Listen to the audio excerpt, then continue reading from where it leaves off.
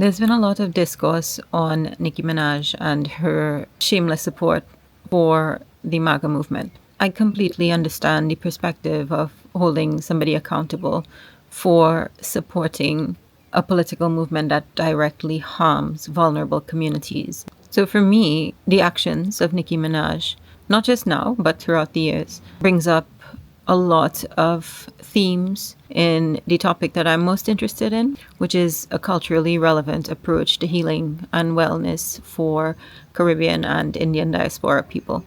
While it is true that Nicki Minaj has spent most of her life in the United States of America, I can't help but always remember, as a Trini woman myself, that she is a Trini woman. She is mixed race, a blend of the two most common ethnic groups found in Trinidad and Tobago. And she spent formative childhood years in Trinidad. And I've always felt that throughout her life in the public eye, she has acted out trauma that I recognize so well because these things are so common for us. So first, racism. I'm not surprised by Nicki Minaj's support for MAGA and the anti-blackness which is undeniably at the heart of this movement. As I've spelled out in other videos, this local support for MAGA is kind of virus that is spreading throughout Trinidad and Tobago, and as I've learned later on, many other countries in the Caribbean. This virus has infected the Indo-Trini community in particular. Why? Because of the anti-blackness that was already so common there. This has become so much of a problem for us that it is now a kind of destabilizing geopolitical force for us as a country, and also our relationship with other nations in the region. I'm not saying that all Indo-Trinis are racist. That would be ridiculous, but it is very common. Surely we wouldn't find this kind of racism in an interracial family like Nicki Minaj's, right? Really?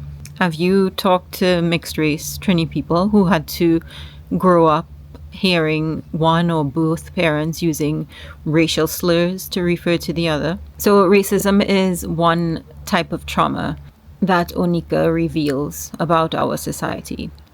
Another has to do with migration. Most of us don't think about migration as trauma. It is traumatic for the children who are often left behind as our parents go abroad to try to earn money. I myself was, during part of my childhood, one of those barrel children, is how they refer to us, whose only form of parenting would be in the material things that our parents living abroad sent to us in shipping barrels. But what we often don't think about is the trauma faced by those who have migrated themselves. And part of the reason for that is because those relatives and friends often try to paint a happy picture of what life is like over there. I did research on this some years ago. I specifically looked at Brazilian migrants in Ireland, but the same is true of Caribbean migrants, I think.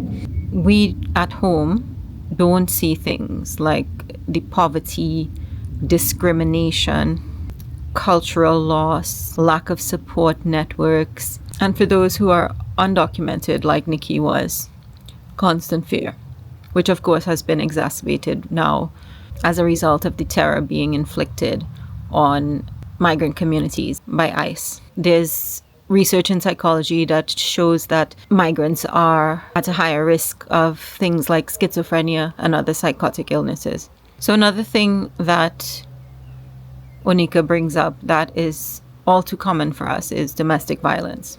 I have a really strange thing in common with Nicki Minaj, and this might be why I have always followed her career. As children, in roughly the same year, both of us had our homes set on fire by an abusive, alcoholic Indo-Trini man. In her case, her father. In my case, my stepfather.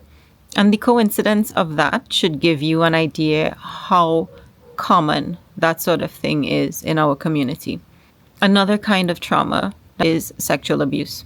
This is something that is very common in our country, not just in the Indo-Trini community, but throughout the nation. I saw that all around me growing up, and I know many who were not able to escape. both boys and girls. And later on, when I worked in social services in Trinidad, it became clear how much of a disease it was. But because it's so covered up, it continues to be passed on to the next generation.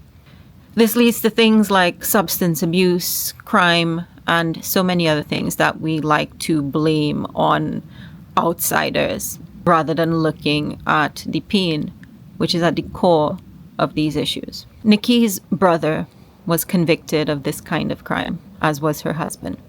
And there are also other stories going around, but those aren't mine to tell. Finally, another struggle that we see in Onika's life, which many of us have had to face, is the struggle of not being accepted, always searching for a place, wondering who is going to claim us. And part of that is because in situations of trauma, often somebody is made a scapegoat in the family. I think this is disproportionately felt by the oldest daughter in the family, but it can be anyone.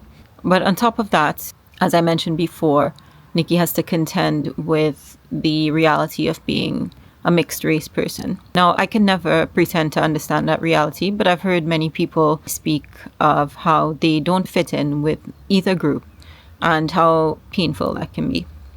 And on top of that, add migration into the mix. This whole thing where you can never really be of that new country that you've migrated to, but you can never again be fully from the country that you were born in. This is another level of that kind of in-betweenness. And it's true that in spite of accomplishing so much in her life, over the years, Trinis have been so disdainful of Nicki. Part of this is undoubtedly accountability for her terrible actions. But even before this, there was always an element of kind of, respectability policing. It's a denigration of the archetype of the Jamet, which is a topic all on its own. Now there's even a petition to deport Nicki Minaj back to Trinidad and Tobago, but Trinis are saying that we don't want her. I myself have been guilty of this kind of thing in the past, saying things like, why does Barbados get Rihanna and Mia Motley while we get Nicki and who? But Barbados gets who it gets because it has created the conditions to nurture people like that. Distancing ourselves from what we have produced is not going to change the reality that produced it. All of this is not at all to say that Nicki Minaj is a victim, nor am I trying to pile on and say she's just a villain. But she is very much a product of us. All of the creativity and beauty and talent and trauma, all of that is us. And you might think that you're better than her and she doesn't represent you, but I can't separate myself from her and all of the other negative things in our country like that. All I can do is wish her the same kind of healing that I want for myself and for all Trinbagonians.